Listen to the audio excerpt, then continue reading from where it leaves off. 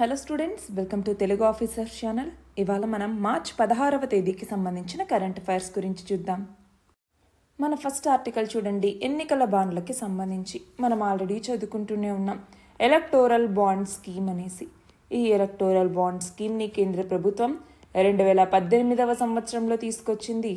అయితే ఇందులో పారదర్శకత అన్నటువంటిది లేదు. రైట్ టు ఈక్వాలిటీ ఆర్టికల్ 14ని, అలాగే రైట్ టు ఇన్ఫర్మేషన్, వీటన్నిటికీ ఇది విఘాతం కలిగించేలాగా ఉంది అన్నట్టుగా సుప్రీంకోర్టు రీసెంట్గా ఎలక్టోరల్ బాండ్ స్కీమ్ని కొట్టివేయటం జరిగింది. అంతేకాదు, ఎలక్టోరల్ బాండ్ స్కీమ్కి సంబంధించి ఎస్బీఐకి సంబంధించిన కొన్ని బ్రాంచెస్లోనే మనం ఎలక్టోరల్ బాండ్స్ని కొనుగోలు చేసేవాళ్ళం ఇంతకుముందు. మరి ఎస్బీఐని కూడా ఆదేశించింది ఏమని? ఎలక్టోరల్ బాండ్ స్కీమ్కి సంబంధించిన వివరాలన్నీ బహిర్గతం చేయాలి, ఎలక్షన్ కమిషన్కి మీరు ఆ వివరాలను చెప్పాలి అనేసి.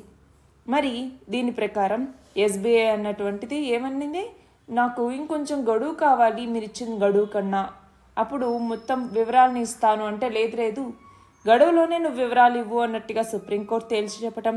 ఆ నేపథ్యంలో ఎస్బీఐ ఎలక్షన్ కమిషన్కి ఎన్నికల బాండ్ల వివరాలకి సంబంధించి కొంత ఇన్ఫర్మేషన్ ఇవ్వటం, ఇవన్నీ జరిగాయి. అయితే ఇక్కడ ఏమైంది, 2019 ఏప్రిల్ నుంచి 2024 జనవరి మధ్య ఈ ఎన్నికల బాండ్ల ద్వారా ప్రాంతీయ పార్టీలు చూడండి 5,221 కోట్లకు పైగా విరాళాలు అందుకున్నాయి. బీజేపీ 6,061 కోట్ల రూపాయల విరాళాలు వచ్చాయి.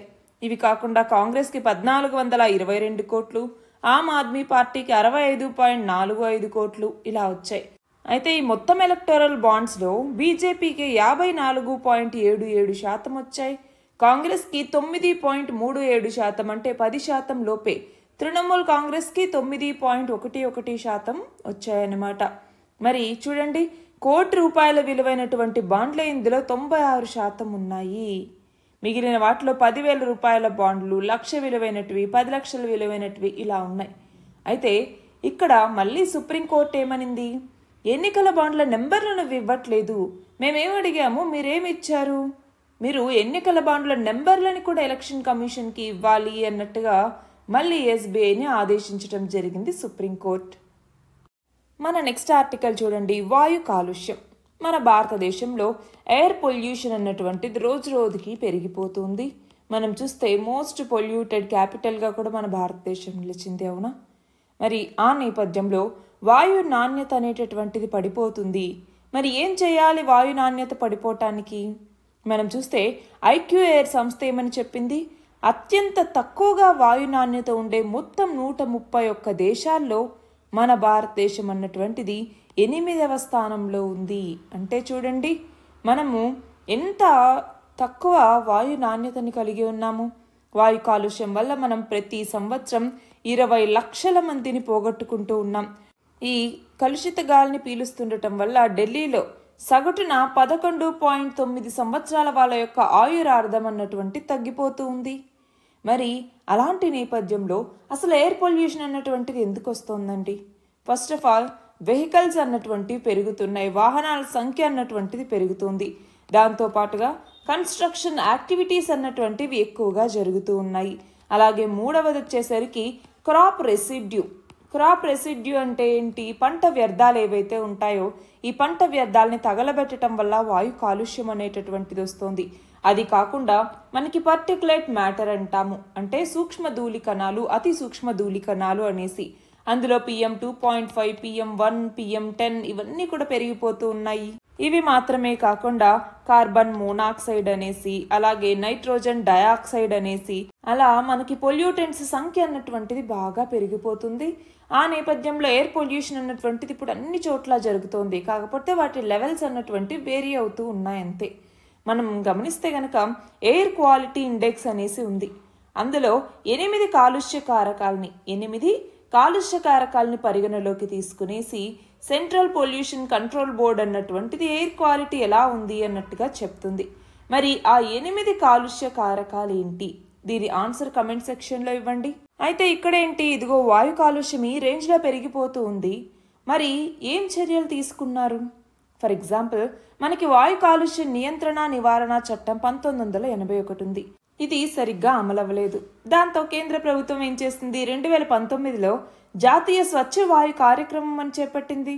దానివల్ల దాదాపు 131 నగరాల్లో ఈ పర్టికులేట్ మ్యాటర్ అంటే సూక్ష్మ ధూళి కణాల తీవ్రత 2024కి కనీసం 30% వరకు తగ్గించాలి అన్నటువంటిది లక్ష్యం. దానికోసం దాదాపు 9,900 కోట్ల రూపాయలని కూడా పెట్టారు. కానీ మనం 2023 లాస్ట్కి చూస్తే దాంట్లో సగమైనా వినియోగించలేదు. దాంతో ఈ స్వచ్ఛవాయు కార్యక్రమం గడువుని మళ్ళీ 2026 వరకు పొడిగించాల్సి వచ్చింది. అంటే ఇక్కడ గమనించాలి, కాలుష్య నియంత్రణ కోసం ఇటు ప్రభుత్వాలు పనిచేస్తే సరిపోదు, అన్ని వ్యవస్థలు ప్రజలు అందరం కలిసి దీనికి పనిచేయాలి. అప్పుడే వాయు నాణ్యతని మనం పెంపొందించుకోగలము. నెక్స్ట్ ఆర్టికల్ చూడండి. రీసెంట్గా ఎన్నికల కమిషనర్లుగా 2 నియమితులయ్యారు. ఎవరెవరు? ఒకరు జ్ఞానేష్ కుమార్, 2 సుఖ్బీర్ సింగ్ సంధు. వీళ్ళిద్దరూ కూడా ఎలక్షన్ కమిషన్ ఆఫ్ ఇండియా ప్రధాన కార్యాలయంలో బాధ్యతలు స్వీకరించారు. అయితే ప్రస్తుతం చీఫ్ ఎలక్షన్ కమిషనర్గా ఉన్నటువంటి రాజీవ్ కుమార్, ఈయన 2025 ఫిబ్రవరిలో ఆయన యొక్క పదవీ కాలం అనేది ముగుస్తుంది. దాని తర్వాత జ్ఞానేష్ కుమార్ ఆయన స్థానంలో చీఫ్ ఎలక్షన్ కమిషనర్గా బాధ్యతలు చేపడతారు. అయితే ఇక్కడ మనకేం తెలియాలి, ఎలక్షన్స్కి సంబంధించి రిలేటెడ్ ఆర్టికల్స్ ఏంటి అంటే ఇదిగో ఆర్టికల్ 324 వరకు 329 కంపల్సరీగా తెలియాలి. ఇందులో ఆర్టికల్ 324 ఏం చెప్తుంది, ఎన్నికలకి సంబంధించినటువంటి సూపరింటెండెంట్స్ అలాగే డైరెక్షన్ కంట్రోల్ ఇవన్నీ కూడా ఎవరి దగ్గర ఉంటాయని చెప్తుంది, ఎలక్షన్ కమిషన్ దగ్గర ఉంటాయి. అలాగే ఆర్టికల్ 325 కింద ఏంటి మనకి రిలీజన్, రేస్, కాస్ట్, సెక్స్ ఇలాగా గ్రౌండ్స్ మీద డివిజన్ అన్నటువంటి చేసి ఎలక్టోరల్ రోల్కి ఇన్ఎలిజిబుల్గా ఏ పర్సన్ని చేయకూడదు, ఏ పర్సన్కి స్పెషల్ ఎలక్టోరల్ రోల్ అన్నటువంటిది ఉండకూడదు అన్నట్టుగా చెప్తుంది.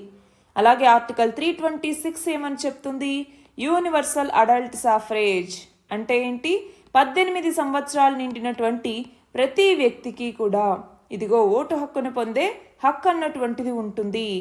అలాగే ఆర్టికల్ 327 ఏం చెప్తుంది, లెజిస్లేచర్స్కి ఎలక్షన్ జరగటానికి కావాల్సినటువంటి ప్రొవిజన్స్ని రూపొందించే పవర్ పార్లమెంట్కి ఉంటుంది అన్నట్టుగా చెప్తుంది.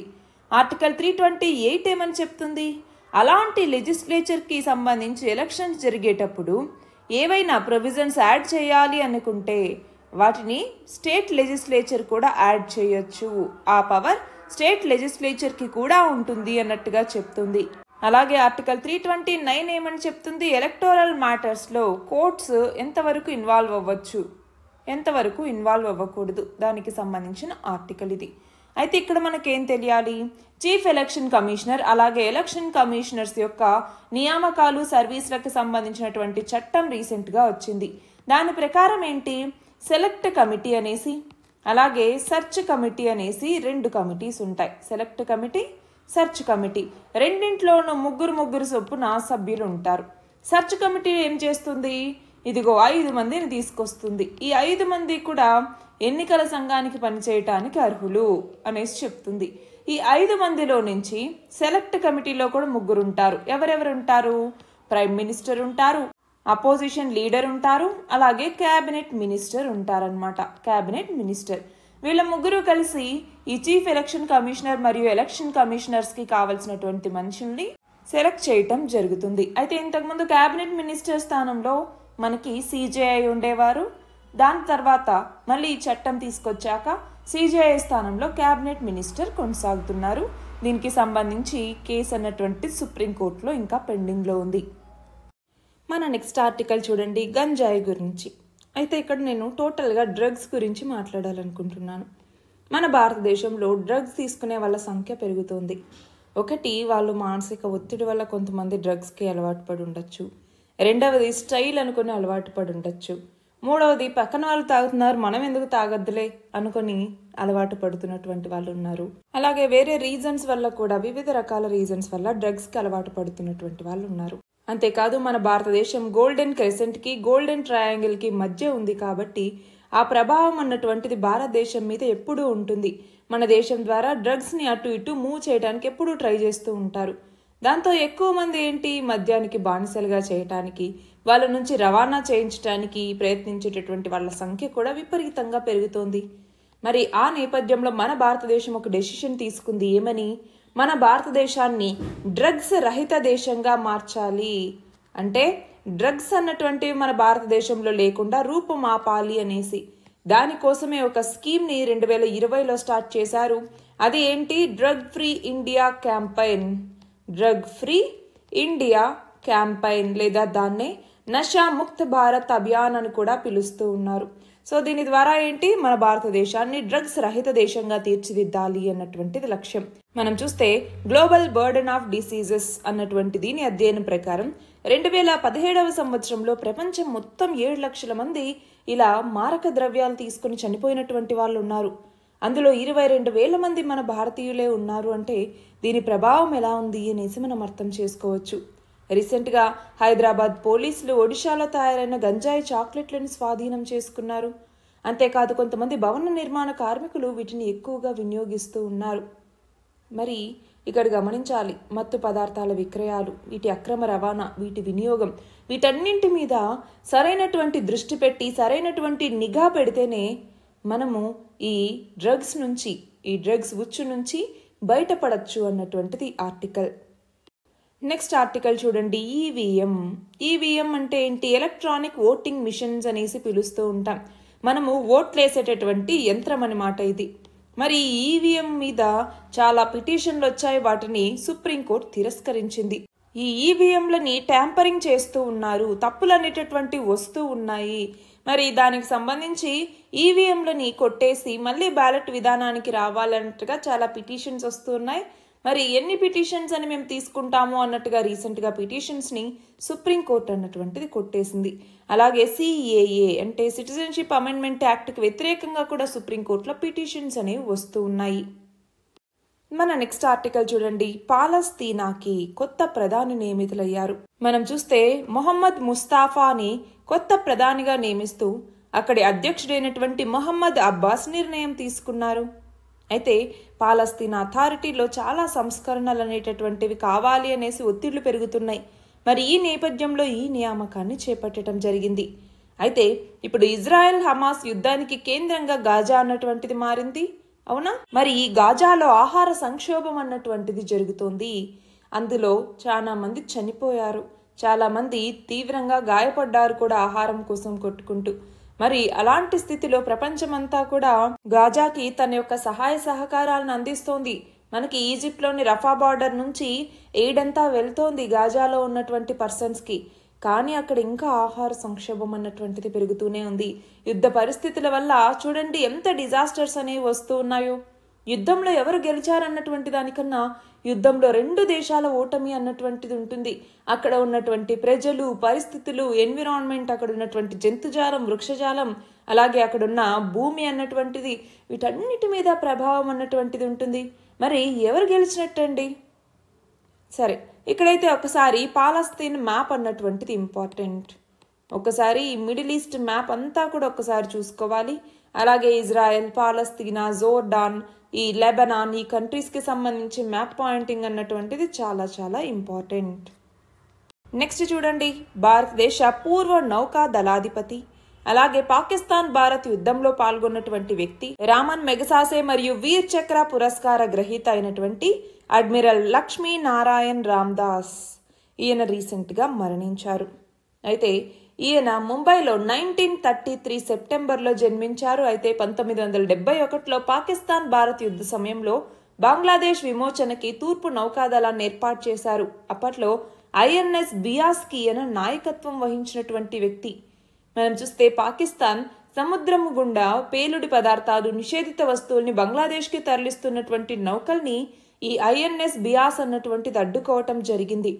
అయితే 1990 నుంచి 93 వరకు పనిచేసి తర్వాత పదవి విరమణ చేయటం జరిగింది. నెక్స్ట్ ఆర్టికల్ చూడండి. మన దేశంలో తొలిసారిగా నీటి అడుగున మెట్రో రైల్ సేవలు అన్నటువంటివి అందుబాటులోకి వచ్చాయి. ఎక్కడ? కోల్కతాలో. సో దీనికి సంబంధించి ప్రిలిమ్స్ బిట్ అడగచ్చు అనమాట. అయితే ఇక్కడ మనం చూస్తే హావ్డా మైదాన్ స్టేషన్ నుంచి ఎస్ప్లనేడ్కి, అలాగే ఎస్ప్లనేడ్ నుంచి హావ్డా మైదాన్కి ఒకేసారి మెట్రో రైళ్లు అన్నటువంటివి బయలుదేరాయి. ఈ 2 స్టేషన్ల మధ్య చూడండి 4,965 కోట్ల రూపాయలతో భూగర్భంలో ఈ మెట్రో మార్గాన్ని నిర్మించారు. అందులో 520 మీటర్లు హుగ్లీ నదిలో ఉన్నటువంటి సొరంగం గుండా ఈ మెట్రో అన్నటువంటిది ప్రయాణిస్తుంది. నెక్స్ట్ చూడండి. రంజీ ట్రోఫీ టైటిల్ ని ముంబై జట్టు గెలుచుకుంది. వాంఖడే స్టేడియంలో మ్యాచ్ అనేది జరిగింది. అందులో విదర్భ మీద ఈ ముంబై జట్ అన్నటువంటిది విజయం సాధించింది. అలాగే ఇక్కడ చూడండి, ముంబై జట్టుకు సంబంధించినటువంటి ముషీర్ ఖాన్కి player of the match award, అలాగే తనుష్ కొటియాన్కి player of the tourney award అన్నటువంటిది వచ్చాయి. నెక్స్ట్ చూడండి, మాజీ ఐఏఎస్ అధికారులైనటువంటి జ్ఞానేష్ కుమార్ అలాగే సుఖ్బీర్ సింగ్ సంధు వీళ్ళు కేంద్ర ఎన్నికల కమిషనర్లుగా ఎంపికయ్యారు. ప్రధాని నేతృత్వంలో ఉన్నటువంటి కమిటీ వీళ్ళ పేర్లకి ఆమోదం తెలిపింది. నెక్స్ట్ చూడండి, ఐక్యరాజ్య సమితి మానవాభివృద్ధి సూచి HDI అంటాం, హ్యూమన్ డెవలప్మెంట్ ఇండెక్స్ 2022లో మన భారతదేశం 134వ స్థానంలో వచ్చింది. మొత్తం 193 దేశాలకు గాను 2021కి సంబంధించి 191 దేశాలకు గాను 135వ ర్యాంకులో ఉండేది. నెక్స్ట్ చూడండి, చివరిగా భారత నౌకాదళం అమ్ముల పొదిలోకి యాంటీ సబ్మరైన్ వార్ఫేర్లో ఉపయోగించే 2 అత్యాధునిక యుద్ధ నౌకలు అన్నటువంటివి చేరాయి. వీటి పేరు INS అగ్రే, INS అక్షయ్ అన్నటువంటిది. ఇవి 77.6 మీటర్ల పొడవు, 10.5 మీటర్ల వెడల్పు ఉంటాయి. 25 నాట్ల గరిష్ట వేగంతో ఇవి ప్రయాణిస్తాయి. ఇవి ఇవాల్టి ఇంపార్టెంట్ ఆర్టికల్స్. PDF లింక్ డిస్క్రిప్షన్లో ఉంది, మీరు అందులో చూసుకోవచ్చు. All the very best and thank you very much.